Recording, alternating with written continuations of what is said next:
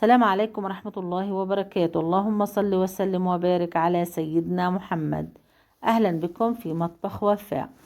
وصفة اليوم البسبوسة حقدمها بطريقة حتشوفوها لأول مرة وحتاخدوا نتيجة زي ما بدكوا زيادة. وصراحة طلعت هالبسبوسة أكتر من رائعة. بس قبل ما أبدأ بالوصفة، إذا كنتوا لأول مرة بتشوفوا قناة اشتركوا في القناة وفعلوا الجرس حتوصلكوا كل فيديوهاتي، وإن شاء الله يا رب قناتي بتكبر بالناس الطيبة. العمل البسبوسة، بسم الله الرحمن الرحيم. في البداية أنا هستخدم نص كوب من المادة الدهنية، يعني هستخدم سمنة على زيت.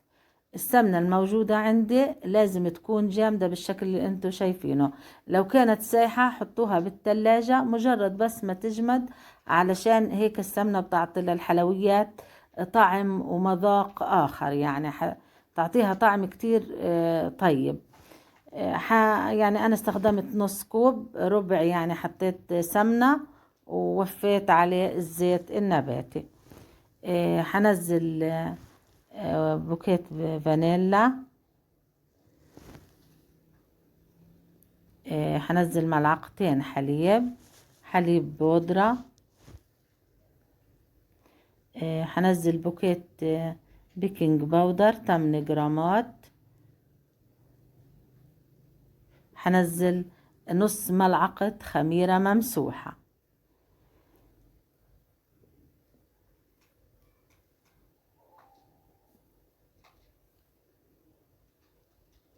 هنزل 3 ملاعق كبيرة سكر. بالنسبة للمية اللي استخدمتها مية دافية، تقريبا استخدمت كوب إلا ربع.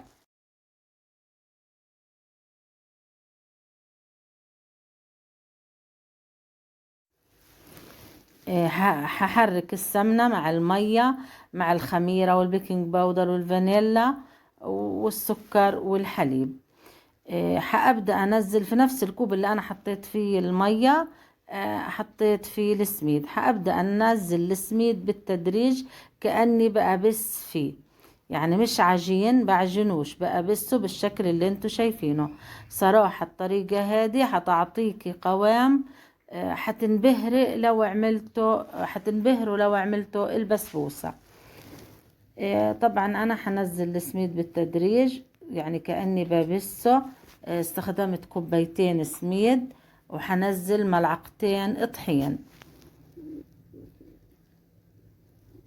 يعني ممكن هالطريقة لأول مرة حتشوفوها، لكن حتعطيكوا قوام وطعم، ويعني زي ما بنقول أحلى بسبوسة إن شاء الله لو عملتوها حتاكلوها.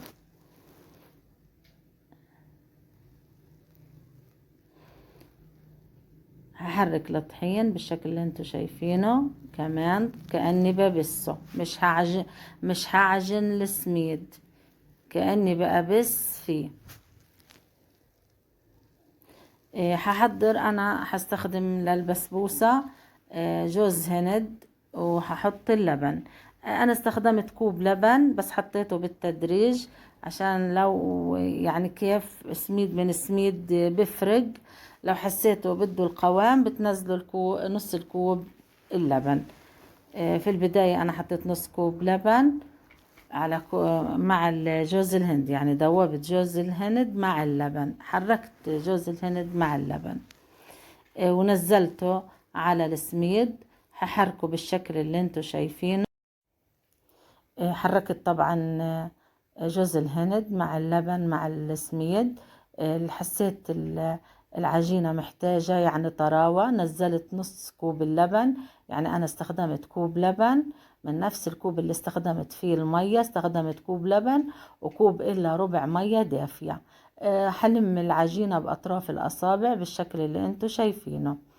الطريقة اللي أنا قدمت لكم إياها قبل هيك عملت الحلبة في نفس الطريقة، لأنه الحلبة بحط عليها سميد وما بستهاش، بس يعني كنت أنزل السميد بالشكل اللي انتوا شايفينه. يعني كنت أنزله بالتدريج، فطلعت صراحة الحلبة أكتر من رائعة. يعني الحلبة طلعت ممتازة، فحبيت أجرب البسبوسة وصراحة عجبتنا كتير وانبهرنا من طعم البسبوسة.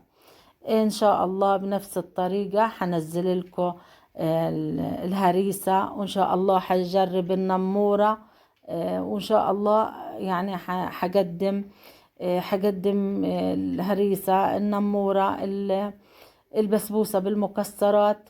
إن شاء الله هيك تفاعلكم معايا، وربنا يكرمنا ويبارك فيكم. حظبط العجينة. بالنسبة للصينية أنا استخدمت قطرها 35 ودهنتها بالطحينية، ونزلت عجينة البسبوسة. اللهم صل على سيدنا محمد، لا إله إلا الله محمد رسول الله. حغطيها وحتركها ساعتين، مش حخبزها قبل ساعتين.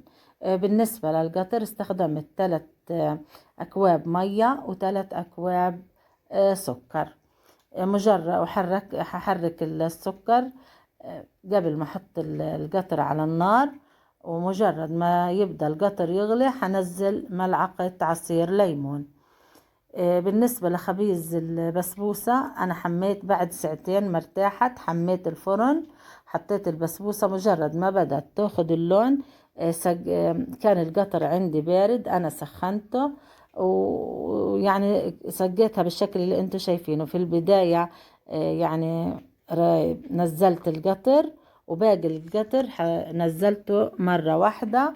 يعني هي شربت عندي كل القطر اللي أنا عملته. عملت 3 أكواب سكر و3 أكواب مية.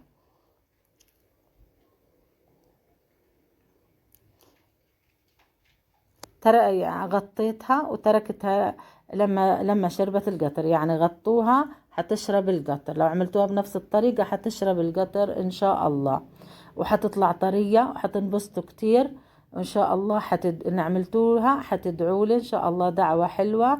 وإن شاء الله حقدم لكم كل ما يختص بالبسبوسة، بالمكسرات، بالهريسة. إن شاء الله هيك إن شاء الله حقدم لكم كل الوصفات اللي تبسطكم، وربنا يبسطكم إن شاء الله، ويبسطنا ويكرمنا. وما تنسوش تحطوا اللايك وتدعوا لنا دعوة حلوة وكلمة طيبة. إن شاء الله يا رب يكون الفيديو عجبكم. إذا عجبكم الفيديو لا تنسوا اللايك والشير، ودمتم في رعاية